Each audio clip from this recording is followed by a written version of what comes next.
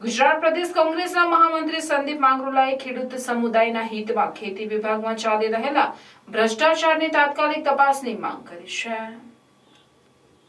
મુખ્યમંત્રીને પાઠવેલ પત્રમાં સંદીપ માંગરોલાએ જણાવ્યું કે કૃષિ મંત્રાલય દ્વારા કેન્દ્ર અને રાજ્ય સરકારોની સબસિડીના માધ્યમથી ખેડૂતોને બિયારણ પૂરું પાડવાની યોજના છે। આ યોજના હેઠળ સરકારે હાઈ ક્વોલિટી બિયારણ પૂરું પાડવા માટે બીજ નિગમની સ્થાપના કરી છે।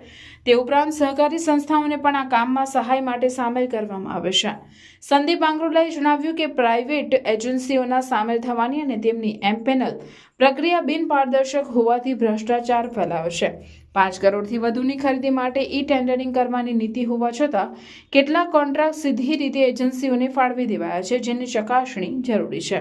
અખબારોમાં પ્રસિદ્ધ થયેલા અહેવાલોના આધારે માંગરોલાએ મુખ્યમંત્રીને અપીલ કરી છે કે આ મામલે તાત્કાલિક તપાસ હાથ ધરવામાં આવે અને દોષિતો સામે કડક પગલાં લેવામાં આવે।